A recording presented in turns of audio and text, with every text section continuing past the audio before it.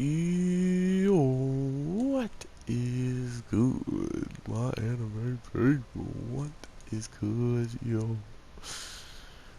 I have had some relatively interesting thoughts of these two shows, and to think that both of them came out swinging pretty hard this week, I'm actually really happy. But let's get straight to Gigamesh and how he is still moving his pawns forward.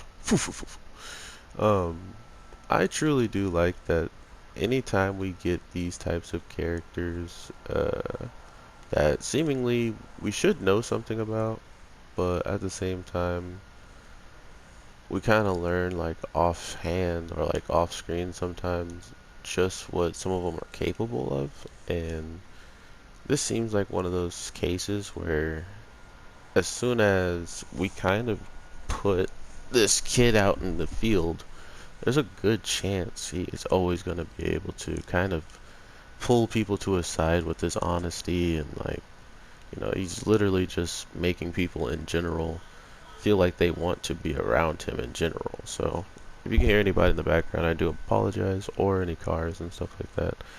I don't got any control over the household that I'm in, and I don't have any control over cars passing by. But with Fate this week, it just goes to show you that anything that probably pops off from here on out can be taken up with Gilgamesh and the goddesses, trying to make some type of move, some type of plan. So, if anything, I do look forward to seeing like Gilgamesh after going all out or something along those lines, and straight up fighting to the end. But I don't know if we're gonna get that for quite some while, seeing how there's so many different uh, pieces you can say that he can use at this point in time. So I don't know. I'm mostly just looking forward to that and defeat the reinforcement officer and assist.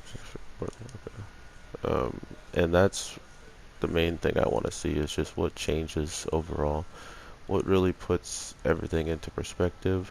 YNO, YNO, and not only what all kind of like gets put into perspective, but how do we get an understanding from both sides, knowing which one's better than the other at this point. So let me know what you guys are feeling. Do you enjoy what's her face?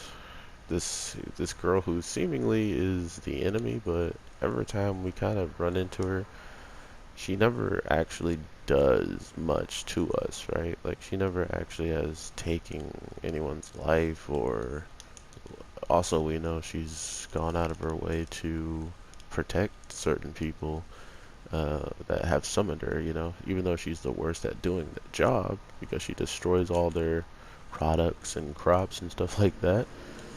She still nonetheless is trying to make sure they're safe, the same people that summoned her, and hope for that. It's just they wanted a lot more, and this is a good instance of beggars can't be choosers. But with her kind of understanding what these people on the other side are kind of fighting for, or not even what they're fighting for, but how they're going to fight for it, and not do anything dirty or cheap and stuff like that, seemingly.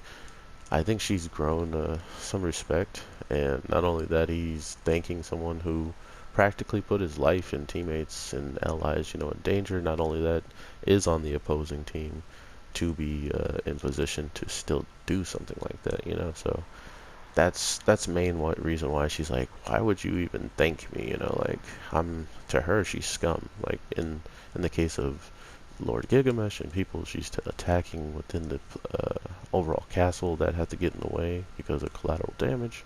All these different types of things lead up to something, I feel like, and that's what I like the most about any type of show that already has a grand concept going on, but not does it only have that going on. It likes to expand even further and get even more complicated when our main characters like to enter the fray.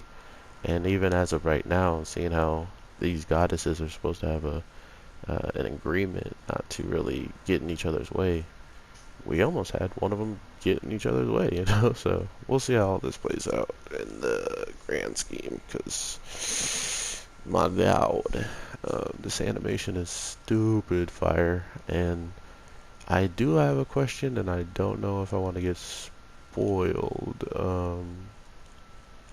Is or what is going on with her transformation at night? What's all that about?